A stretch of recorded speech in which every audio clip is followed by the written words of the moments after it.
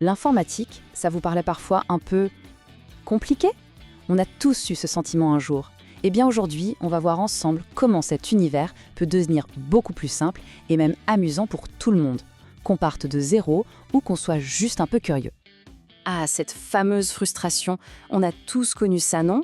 L'impression d'être complètement dépassé par la technologie, surtout quand on débute. On se pose 1000 questions et trouver des réponses simples, claires, c'est souvent un vrai parcours du combattant.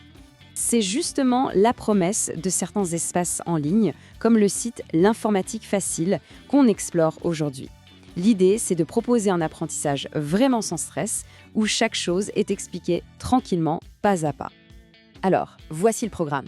On va d'abord démystifier un peu tout ça, puis on verra comment développer des compétences concrètes. Ensuite, direction la sécurité sur Internet, un sujet crucial. On jettera aussi un œil aux technologies de demain. On verra qu'apprendre peut être un jeu. Et enfin, on parlera de comment se lancer. Allez, on commence par le commencement, construire des fondations solides.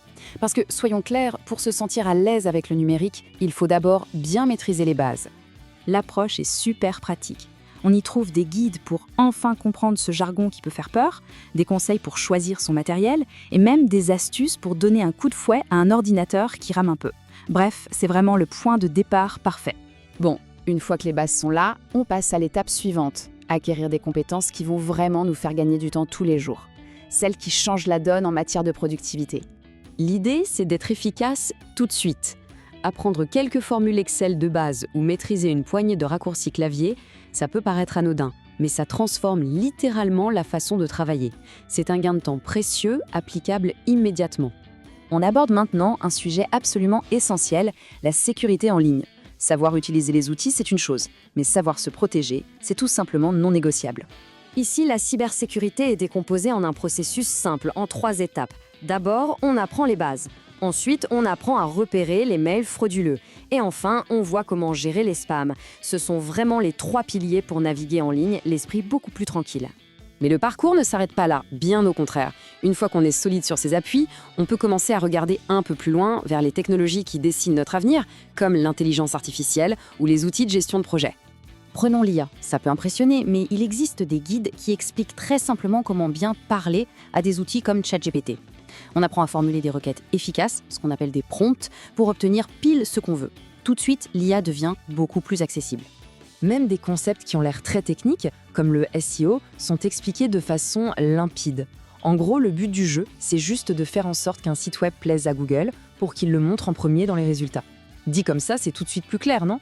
On trouve même des comparatifs pour des outils plus pointus. Ce tableau, par exemple, est super utile. Il aide à choisir un logiciel de gestion de projet selon ce qu'on veut faire. Trello pour le côté très visuel et simple, Jira pour des projets de développement beaucoup plus complexes. C'est clair et direct. Et si on arrêtait de croire qu'apprendre, c'est forcément ennuyeux? L'interaction et le jeu, c'est un moteur incroyable pour progresser. C'est ce qu'on va voir tout de suite. Par exemple, rien de tel qu'un petit jeu pour s'améliorer. On peut tester sa vitesse de frappe pour voir sa progression. Pour les plus téméraires, on peut même apprendre les commandes Linux en explorant un donjon virtuel. Ou encore se lancer dans une aventure textuelle pour se familiariser avec l'invite de commande de Windows. Le principe est simple, on retient tellement mieux quand on s'amuse. Et bien sûr, après s'être amusé, on peut valider ce qu'on a appris. Des quiz interactifs permettent de se tester, de faire le point sur ses connaissances en informatique, en sécurité et sur plein d'autres thèmes. C'est super pour voir où on en est. Nous voilà arrivés à la fin de notre tour d'horizon. Au fond, l'objectif final de tout ce parcours, c'est de permettre à chacune et à chacun de gagner en autonomie et surtout en confiance face au monde numérique. Je trouve que cette phrase résume tout. La mission est on ne peut plus claire, rendre l'informatique accessible. Peu importe d'où l'on part, l'important c'est d'avoir les bons outils pour avancer à son rythme. Alors la question finale, c'est une invitation. Face à toutes ces possibilités, la sécurité, Excel, peut-être même un petit plongeon dans l'IA, la seule vraie question c'est par où allez-vous commencer votre propre parcours ?